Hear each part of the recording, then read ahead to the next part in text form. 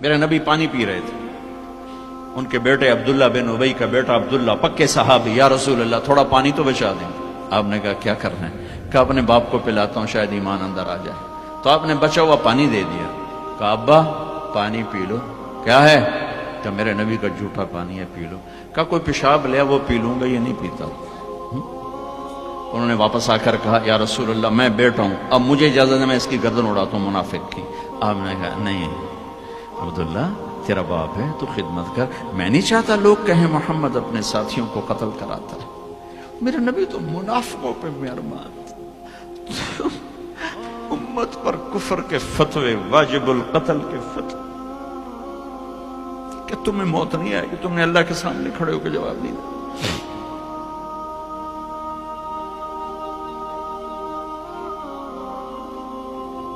اور جس دن وہ مرا ہے ان کے بیٹے آ گئے، یا رسول اللہ میرے ابا کو کفن کے لیے کرتا دے دیں گے؟ ہم نے کہا ہاں دے دوں گا۔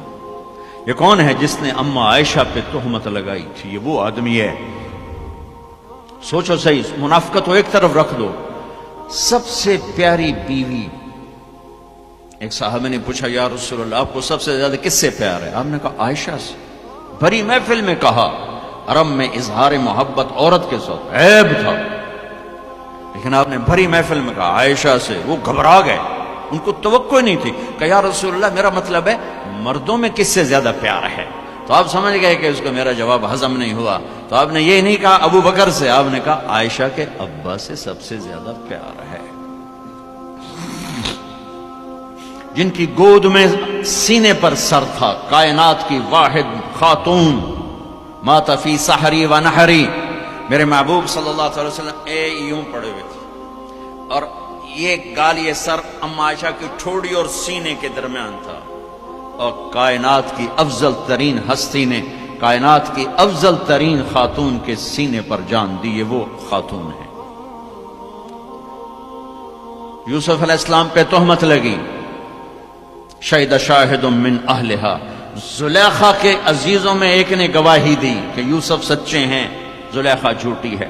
عیسیٰ علیہ السلام کی ماں پہ تہمت لگی تو عیسیٰ علیہ السلام نے اپنی ماں کی پاکیزگی کی گواہی دی کہ میری ماں پاکیزہ ہے۔ امت کی ماں عائشہ پہ تہمت لگی تو میرا اللہ خود گواہ بن کے آیا، میرے اللہ نے گواہی دی، اور سورہ نور میں 14 آیات اتاری،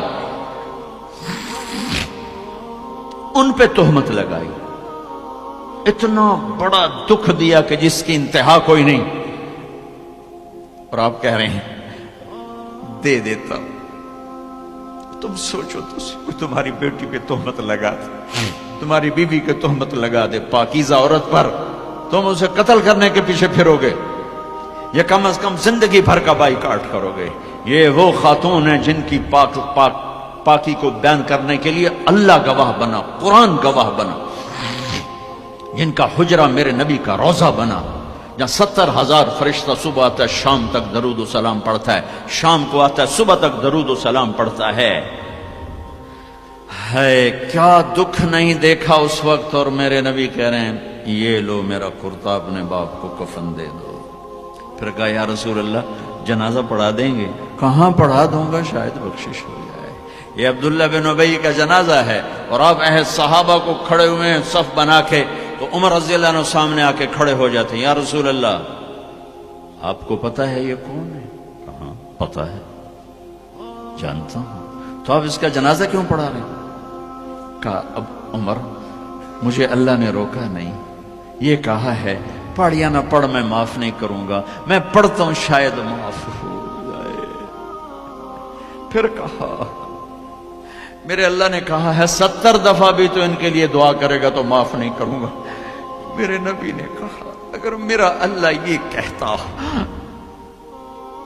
کہ تو اس کے لیے اگر 70 دفعہ دعا کرے گا تو میں معاف کر دوں گا، تو میں اس کے لیے 70 دفعہ دعا کر دیتا۔ تم نے کیا کرتا؟ پھر آپ نے جنازہ پڑھایا،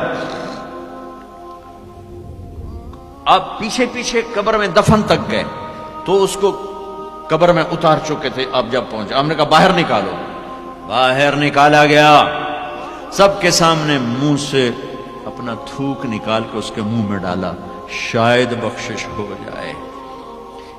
100 منافقوں نے کلمہ پڑھا یہ منظر دیکھ کر۔